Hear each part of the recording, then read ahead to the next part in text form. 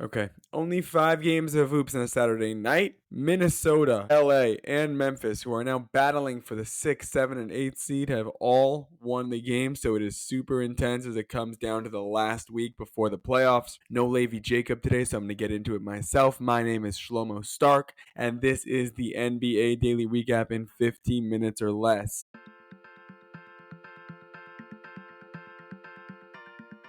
Game of the day, Minnesota beats the 76ers 114-109.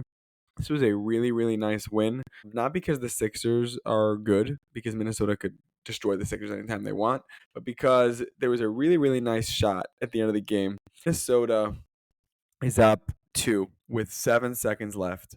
Anthony Edwards is double teamed with the shot clock winding down. In theory, the Sixers could get a chance to score and win the game. And Anthony Edwards hits this three, like double teamed. Such a difficult shot. So few guys in the NBA could hit that shot. Super duper impressive. Ice in his veins. He was cocky afterwards. It's everything I love to see in a basketball game and more. Congrats to Anthony Edwards. He finished with 37 points, 12 of 21 shooting. Rudy Gobert was unreal too. 23 points, 19 rebounds, 10 of 11 shooting with 3 blocks and 2 steals.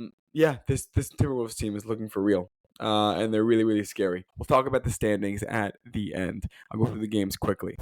Memphis beats Detroit 109-103. Detroit has officially clinched a playoff spot. They're, Cade played, but they're not they're not trying as hard, whereas Memphis is fighting for everything they got right now. No job because of illness, so Desmond Bane stepped up, scored 38 points. That's a good job by him. Next, Clippers beat Dallas 135-104. Literally just destroyed them from start to finish. Dallas never really had a chance. They had an okay second quarter. Yeah, Mark Cuban said last night on the Stephen A. Smith show that Gafford, Davis, and Lively are the best big three in the NBA. That's a crazy statement. I feel like Luka, Reeves, LeBron is a little bit better, but I don't know. Who am I? Good win by the Clippers. Kawhi played his first back-to-back game since 2020. He scored 29 points, but he was on a minutes restriction, only played 25 minutes. Zubats was 11 for 11, just continues to be dominant, 25 and 10, and a huge win by the Clippers. Next, Bucks beat the Heat in OT. I just didn't call this game of the day because this really doesn't matter for seeding wise. Both the Bucks and the Heat are locked into their seeds, so this game was pretty much meaningless.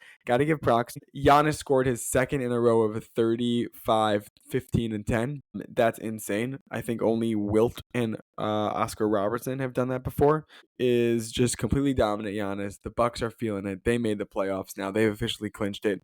And they are going to look to destroy the Knicks. I wish them luck because Brunson's coming back on Sunday. Next, speaking of Brunson, he did not play, but he should be back tonight. But Knicks did not matter. Knicks won 121-105. The game was over from, it felt like the second quarter. Karl-Anthony Towns, 30 and 11, 10 of 15 shooting. OG Anunoby, who's been on a tear recently, 24 points, 4 rebounds, 4 assists. Knicks completely dominant win. They are up to 49 wins. It would be really nice for them to get to a 50-win season.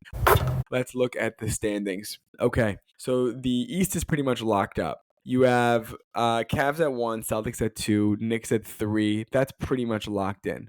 Okay, Pacers at 4, also pretty much locked in. They have a 3-game lead. Bucks, Pistons, they're both 43. Bucks are 43 and 34. Pistons are 43 and 35. So they'll be fighting for the 5 and 6 spot. So one of them is going to play the Pacers and one of them will play the Knicks. So honestly, not so fun either way. And then the play-in is pretty much locked in also. The Magic are the 7 seed, Hawks 8 seed, Bulls 9 seed, Heat 10 seed. That could switch around a bit technically. The Hawks, Bulls, and Heat are all within a game and a half of each other. I don't think it matters so much, honestly, because whoever wins these games are going to lose to Cleveland and Boston. Next, in the West, Thunder have been locked into the 1 seed forever. Rockets now pretty much locked in the 2 seed. They have a 3.5 game lead over the Lakers. Lakers 47 and 30, 3 seed. Nuggets 47 and 31, 4 seed. Warriors 46 and 31, 5 seed.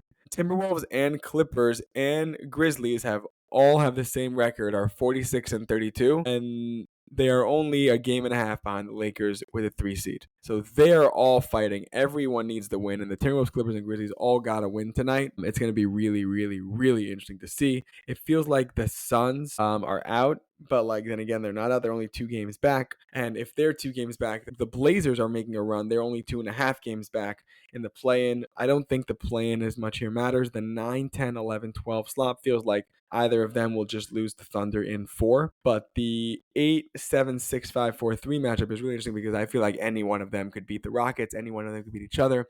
It is super interesting.